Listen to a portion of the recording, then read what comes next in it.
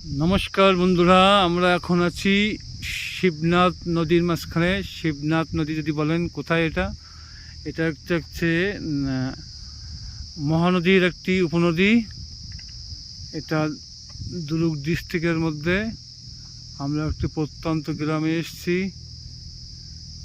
বিকেলবেলায় একটু ঘুরতে। আমরা এখন দাঁড়িয়ে আছি নদীর মধ্যে। আকাশ মেঘলা, যে কোনো মুহূর্তে বৃষ্টি আসতে পারে। আমরা বৃষ্টির জন্য অপেক্ষা করছি, কিন্তু বৃষ্টি তো দেখাই নেই।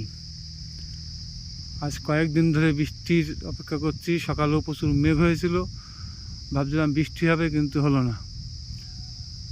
বৃষ্টি না হওয়ার একটা কারণ মনে হচ্ছে প্রচুর পরিমাণ বৃক্ষছেদন।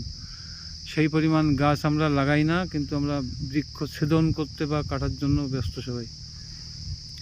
এটা খুবই বড় সমস্যা। বিশ্ব উষ্ণায়নের দায়টা আমাদেরই নিতে হবে। বিশ্ব উষ্ণায়ন যেটা হচ্ছে, তার দায়টা আমাদেরই। আমরা নগরায়ন করতে গিয়ে এত পরিমাণে বৃক্ষছেদন করছি এবং সেই পরিমাণ বৃক্ষ তো লাগাচ্ছি না। এর থেকে বুঝতে হবে তাপপ্রবাহ বা দাবদাহ এত বৃদ্ধির কারণ হচ্ছে গ্রীষ্মের দাবদাহ, বৃক্ষ না থাকা এবং জলস্তর নিচে নেমে যাওয়া। জল তো নেই বললেই চলে, জল থাকেই না বেশিরভাগ জায়গায়।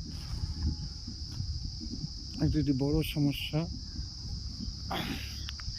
আমাদের মনে হয় আমাদের প্রচুর পরিমাণে বৃক্ষ এই মুহূর্তে লাগানো উচিত, এই সংকট থেকে মুক্তি পাওয়ার জন্য। নাহলে ভবিষ্যৎ প্রজন্ম জল তো পাবেই না, বৃষ্টিও হবে না, সঙ্গে খরা তো হতে বাধ্য।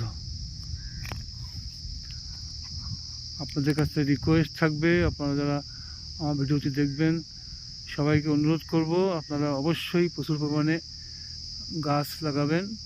একটি গাছ কাটলে 10টি গাছ লাগাবেন, একটু অনুরোধ থাকবে। দেখুন, মেঘলা আকাশের দিকে কয়েকটা পাখি উড়ে যাচ্ছে। আপনারা হয়তো বা ক্যামেরা দেখতে পাবেন না,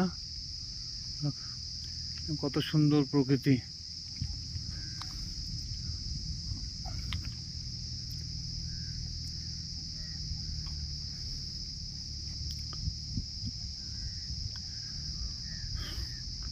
সবাইকে ভিডিওটি দেখার জন্য অসংখ্য ধন্যবাদ। যদি ভিডিওটি ভালো লাগে অবশ্যই লাইক, কমেন্ট, শেয়ার করবেন। আর যারা ইউটিউব থেকে দেখবেন তারা অবশ্যই আমার চ্যানেলটি সাবস্ক্রাইব করতে ভুলবেন না। সবাইকে আন্তরিক অভিনন্দন, নমস্কার জানিয়ে আজকের মতো ভিডিওটি শেষ করছি।